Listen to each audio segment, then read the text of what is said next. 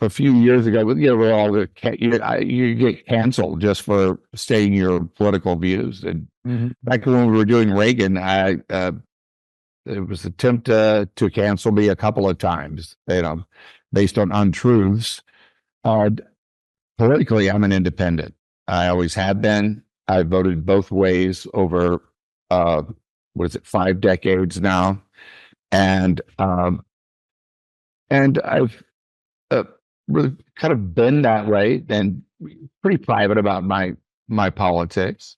But I felt that this election is one where everybody really needed to take a side and be vocal. Usually, I don't like to hear actors talk about who they're for and all that stuff because, what do we do for a living? So you admit I didn't like it that our judicial system was being misused for political purposes, and I've thought it was an assault on our Constitution. And just as a citizen, I need to speak out.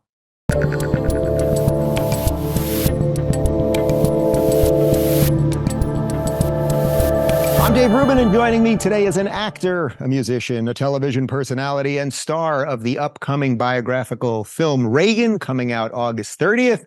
Dennis Quaid, pleasure to have you on the Rubin Report. Oh, Dave, great to be here. Thank you.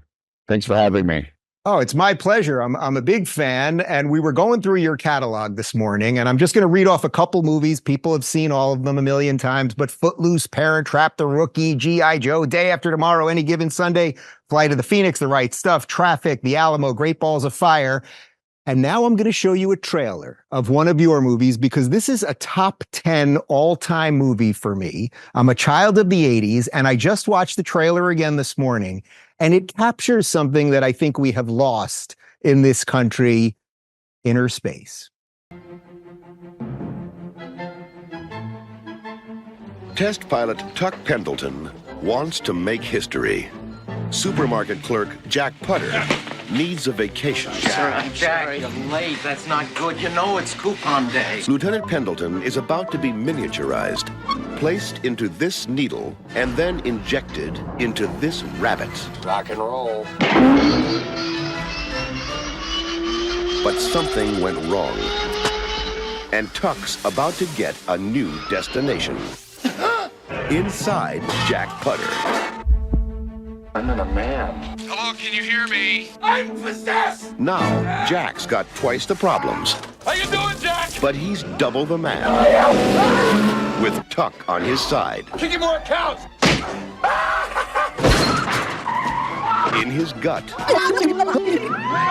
and on his case. You're not gonna bag groceries all your life, are you, Jack? And only 24 hours left for Jack to get out of danger, so that Tuck can get out of Jack. Dennis Quaid, Martin Short.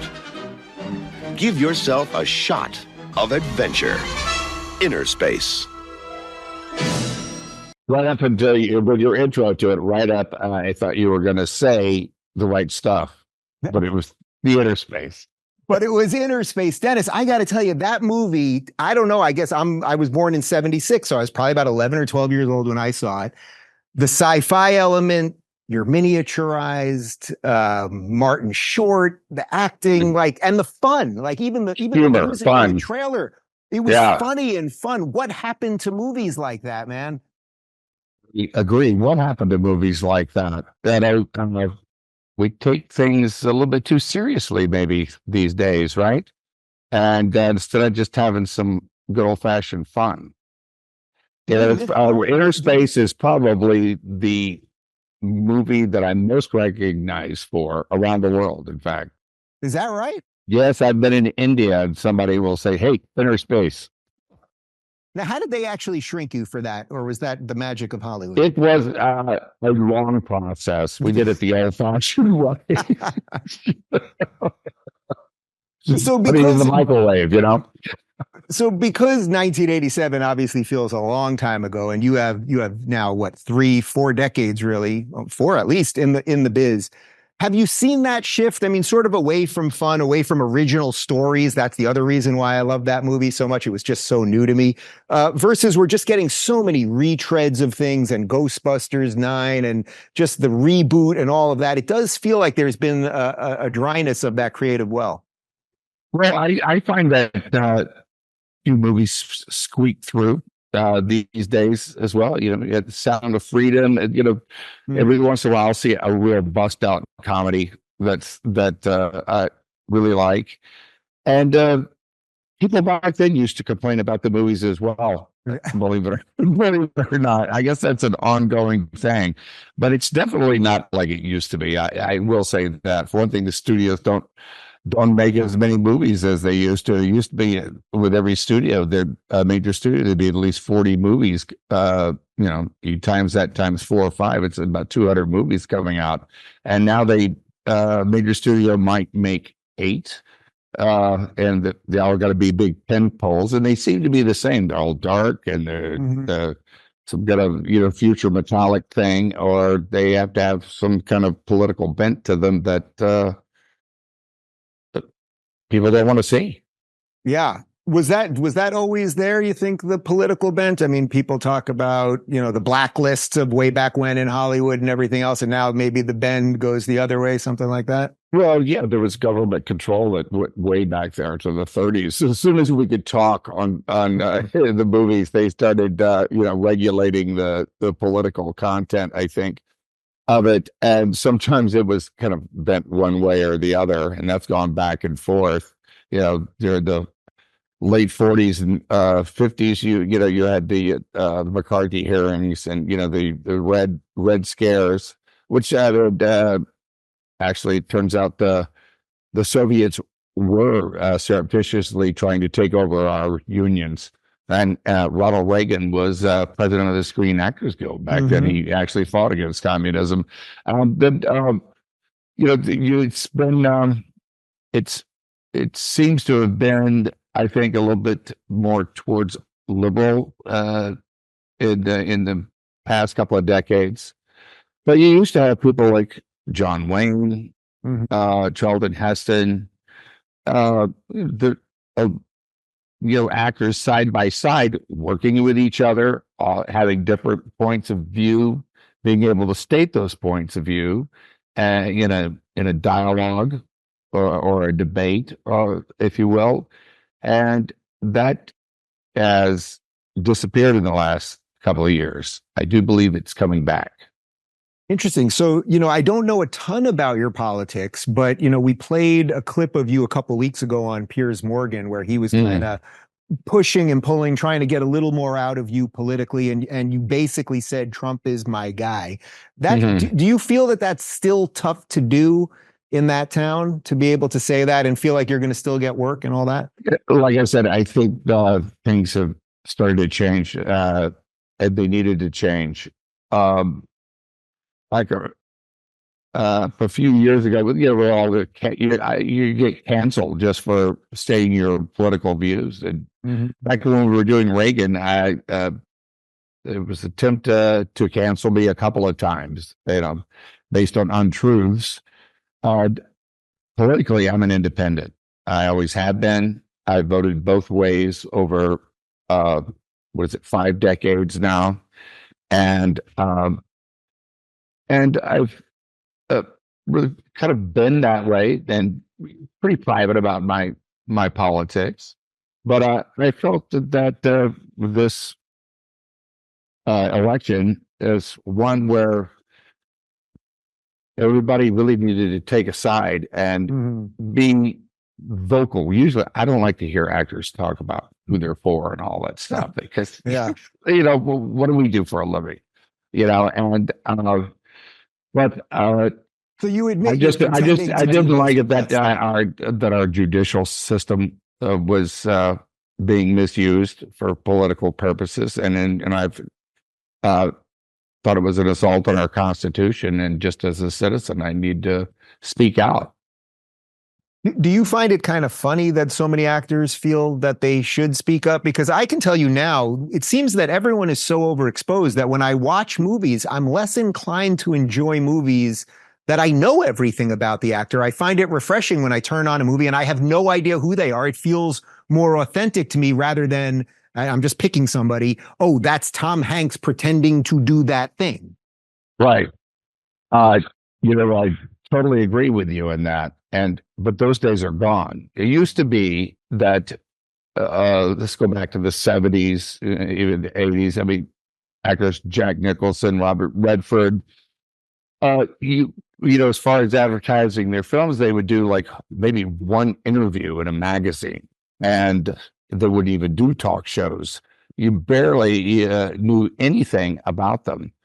And that's really what makes movie stars, because as an audience member, you could watch that film and you could imprint onto that actor your own feelings about that.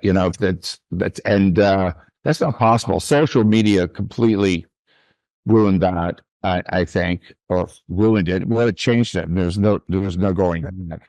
Now as an actor, especially starting out, if you're not on Instagram and out there, having everybody know everything about you, you're not going to get anywhere.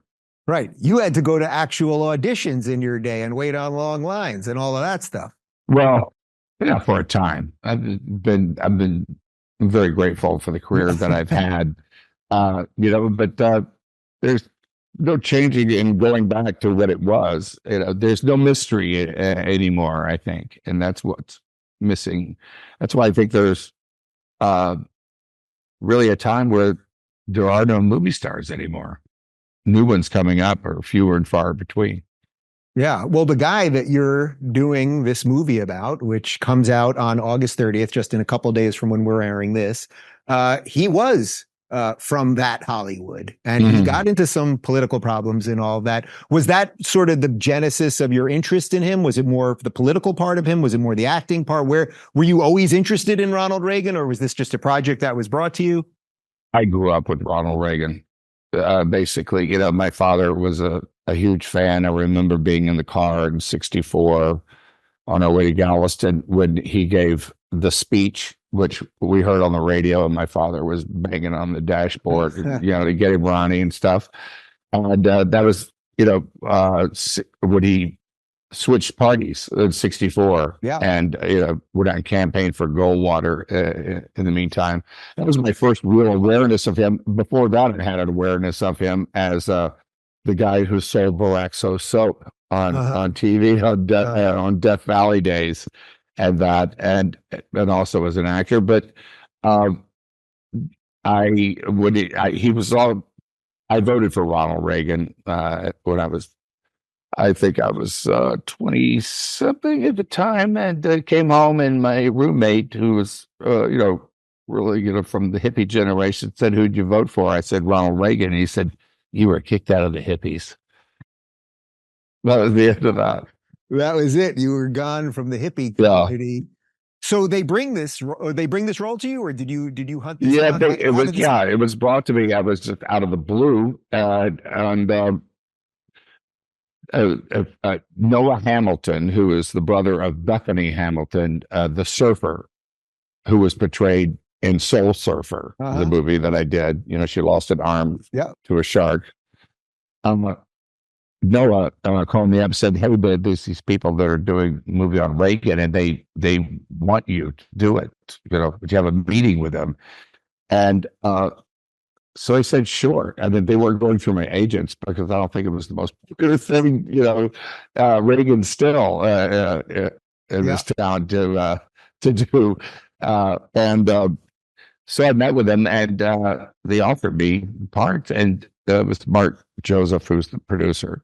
And I didn't say yes, but I didn't say no, because one thing, it's quite daunting to him. He was my favorite president. He loomed large in my life, and everyone in the world, I think, knows, like Muhammad Ali, what he looks like, sounds like, and has an opinion of who he should be.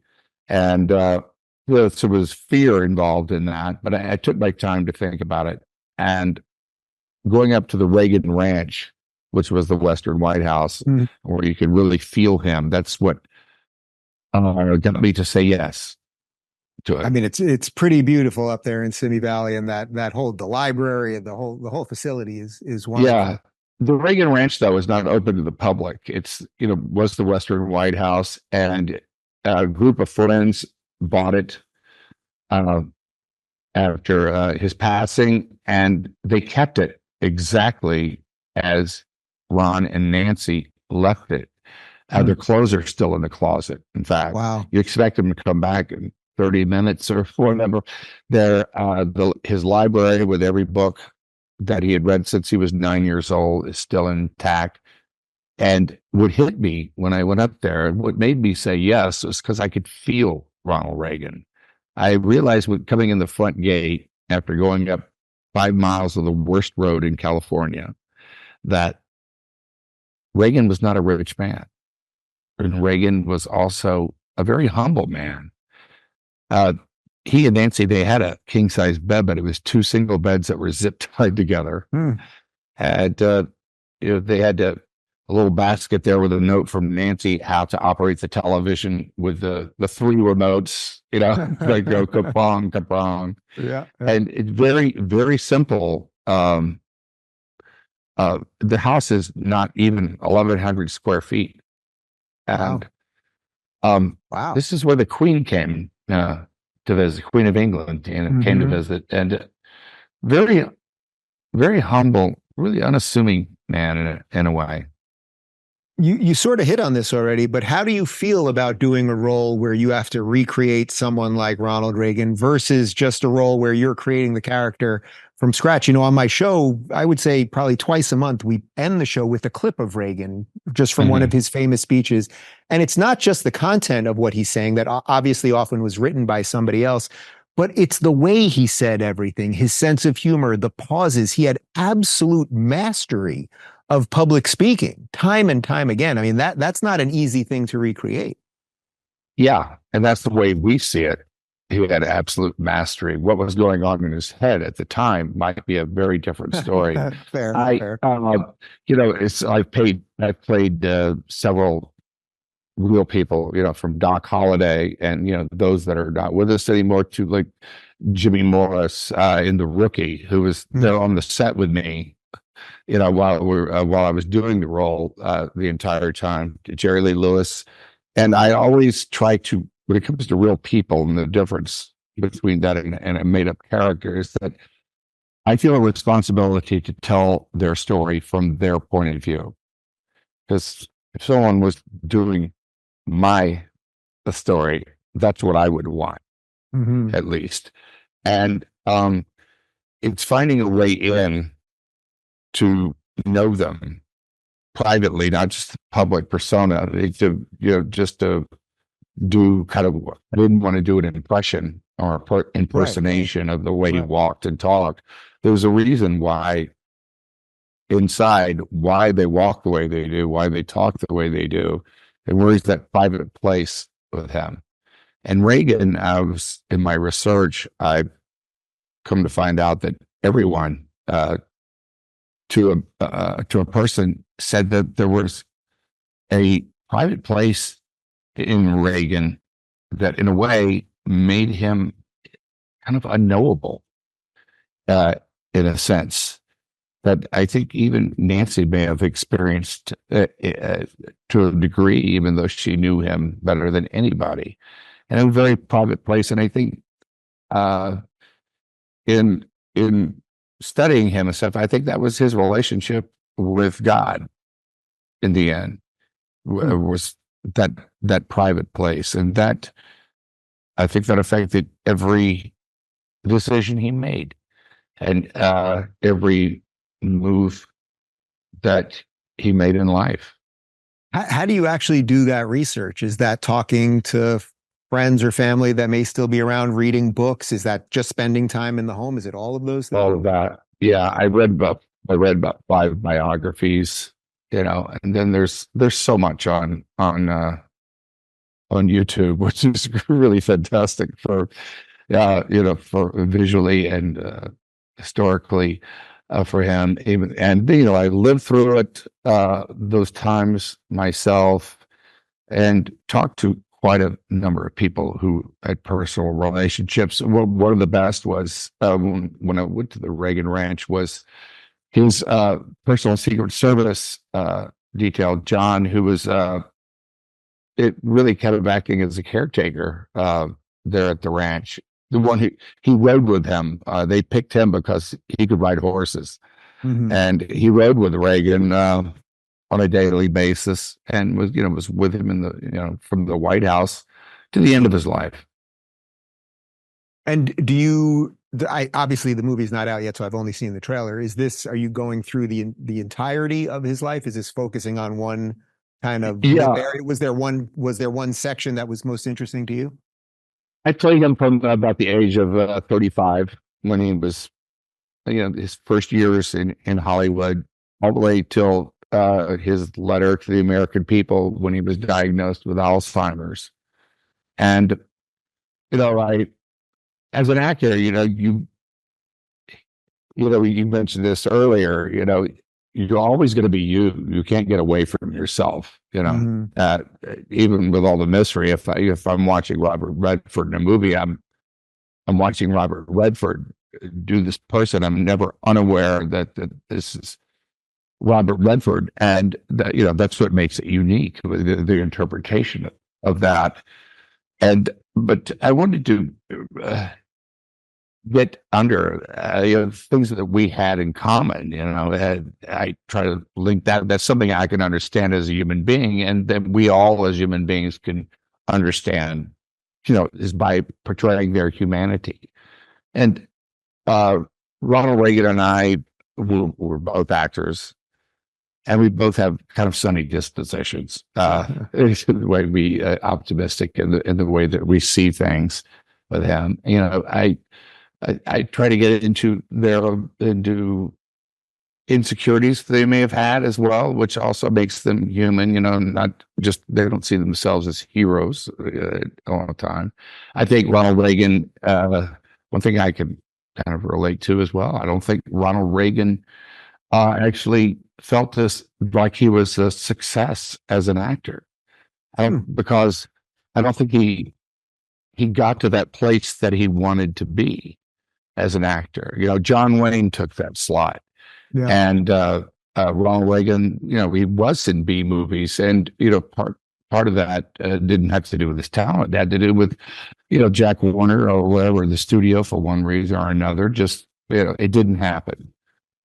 He married Jane Wyman, who was his career was going down and kind of fading, and she won an Academy Award. And what's that like to be in a relationship where you're being transcended in what you do, which I'm sure meant a lot to him. But then again, from there, that's why he became the president of the Screen Actors Guild. First the vice president, then the president of the Screen Actors Guild. That's to tell you the truth, it's not a job that everybody hungers for. Being an actor, that's something you do after when your career starts to fade, and that's where I think God had a purpose for him, and that's where he was leading him. Did you see many metaphors in sort of the politics of today and Reagan's own political evolution? I mean, he was famous for the, I didn't leave the Democratic Party left me. I think we're seeing an awful lot of that sort of sentiment these days. Yes. It's so similar to 1978, 79, 1980, in the election. America was in decline. We had trouble with Iran, the Middle East. It was the Soviet Union, and Ukraine is going on today. The economy, the interest rates were 20% to buy a house. I know I got a loan of 20%. Oh man, are you out from under that one yet? Yeah, I got out. Yes, I did. I got out from under that one, but it's very similar. And also, but more than that, there was, Carter even gave a speech about the malaise that was in this country, and very similar circumstances. And that's which I think will be an interesting kind of note and a reflection for people seeing the movie today as well. But Yeah. the thing about Ronald Reagan as a president, he governed by principles, not by the issues of the day. There were certain principles that were set, and I'd like to see a return to that, actually, because if you govern by principles, it doesn't matter if you're Democrat, Republican. In the long term, it represents our nation, and not just the whim of the pop culture. It's so interesting you say that, because that is what I've been saying. I think the opportunity is for Trump, assuming he gets the second term here. It's like he has now created this wide swath of people, from rappers and UFC guys to traditional conservatives and everything in between, that if you govern by principles and you have all those people, that's almost all of us, actually. It's a little hard to see sometimes. Yeah. In terms, it puts it in terms that everybody aspires to. Yeah, and I think that definitely seen a 2.0 happen with him. People forget that back in the 80s and the 90s, Trump played mentor to a lot of upcoming newly rich rap artists and people that are coming up that he played mentor to, and he's always been able to walk in every strata of society and communicate with people, and it's very different. Reagan definitely had that, and so I don't like to, in a way, compare Reagan with Trump, because they are both different. They're different in their different styles and in different ways, and I don't want to take away from either of them. But times are very similar to what they were then. So my audience knows that I go off the grid every August, no phone, no TV, no nothing. So they know that we're taping this in July, and we're going to air this just a couple days before the movie comes out. But obviously right now, as we're speaking live, we're just a couple days past this assassination attempt on Donald Trump's life. Dennis, believe it or not, I think my first memory as a child of any real event beyond just being in my house playing with toys or something was Reagan's assassination attempt. I think it was 1980. And I remember sitting on the couch. I was probably 4 years old, watching that with my parents. And I very vividly can remember a sort of cartoon body that they showed on TV with a bullet going in and everybody explaining, and my parents freaking out and my mom crying and all that. That must have, obviously you filmed this before what happened to Trump. But in light of recent events, I'm sure that's been kind of bouncing around in your head. Oh, yes. I mean, everybody I remember the day Kennedy was shot, in detail. It's how vivid those memories are. And for all of us as Americans, we'll never forget what happened Saturday.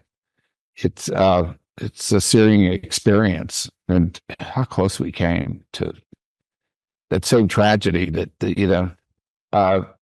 when John Kennedy was shot in 1963, and then Martin Luther King, and then Bobby Kennedy, and this is all within 5 years. I think, it paralyzed us, I think, for at least 15, 20 years as a nation. It went a long way toward deteriorating our confidence as a nation. We had Watergate that was thrown in there, and people had a mistrust of government, and there was government conspiracy going on and stuff. And once again, the very kind of the same issues that were present then as they are now. Yeah, but luckily we got to not have to experience that kind of tragedy. And I really believe that was God's hand. Is it in the It had to be. Is it in the movie, the famous moment? I think it was his first speech back from the assassination attempt when there was the loud bang in the back of the room. And what was his great line on Yeah. that? Missed me. It was just, "You missed me. Yeah. You Yeah. missed me." I mean, even And he that, said it so dryly too. He just kept going on with his speech. Yeah. is that in the movie? And the whole room cracked up because everybody, I think he probably saw, you don't see it there, but I think everybody in the room ducked. But him, he didn't even flinch. He said, "Well, you missed me that time."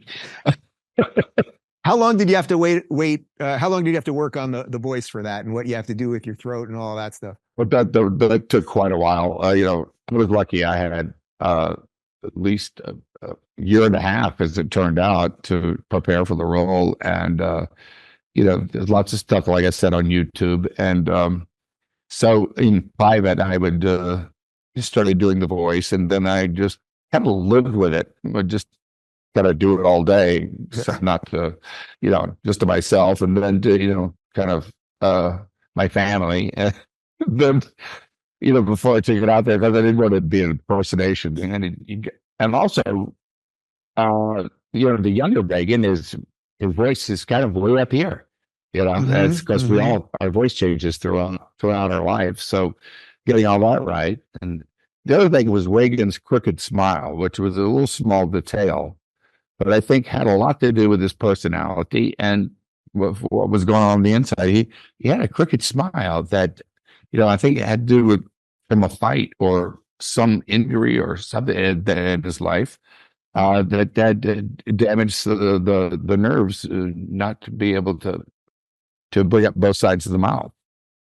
So this will probably be the hardest question. Obviously, this is not a hardball interview, but was there anything that you learned about him that you didn't want to bring to light? And I guess even asking you that in an interview is probably a ridiculous question to some extent. But when you were doing your research, was there something that you didn't want to show a certain way or something, or that you were happy maybe didn't make it into the script, something like that? No. In fact, I didn't want it to be a love letter. I did want it to be his life. I did want to be from his point of view. But, he always was accountable to himself and to the American people as well for what he did. Was take Iran-Contra, for instance, which is a very uncomfortable time, in the Reagan years. He was a delegator, delegate a lot of things to get done. And, I believe him, and it was coming to the American people and telling them what happened, and from his mind and his heart, that I think saved him from being impeached. He was in danger of that.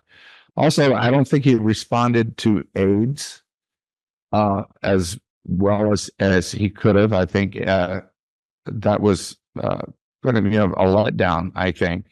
He did come to it was kind of that was a process, I think, for him, but his initial response was, I don't think was something to be proud of.